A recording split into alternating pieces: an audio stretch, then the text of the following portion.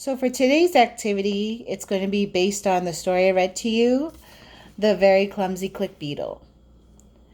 So I want you to go back in the story, even if you had to listen to the story again, it's okay, and find your favorite part of the story. What part of the story did you enjoy? And I want you to draw it out and tell your mommies and daddies why you chose that part of the story. So this activity is an art project, and it also lets us know how you understood the story, how you can recall certain events of the story, what happened. So here, this was Miss P's favorite part of the story. This is the part where the click beetle flipped, made a somersault. How many times do you remember? It was 1, 2, and 3. And he landed on his feet. The wording is it's backwards for you guys. So I wrote, I like this part of the story because the click beetle did not give up trying to flip on its feet. When something is hard, you should not give up. So I will take a picture of it so you can see it. So this was Miss P's favorite part of the story. So by doing this activity, I can see if you comprehended the story. That means if you understood what happened. And it's a lesson. No matter what happens, you shouldn't give up.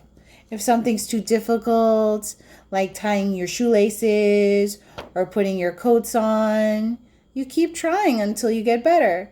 And they always say practice makes perfect. And based on the story, the click beetle didn't give up even though he kept on falling on his back and his feet were in the air and he couldn't move. But he pushed himself, you know. And all those other animals, they kind of motivated him. It's like, hey, you could do it. Keep trying. You got this. And the older click beetle, he was like, you could do this. Keep trying. And what pushed the click beetle more was when he was about to get stepped on. Nobody wants to get stepped on, right?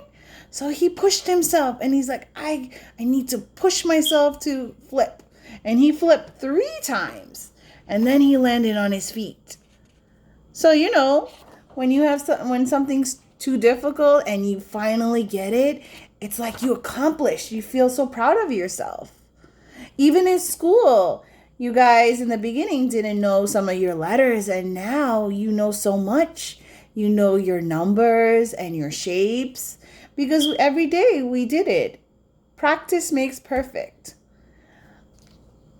So look, he accomplished his goal. He kept trying and trying. And that's what I want you guys to go back in the story.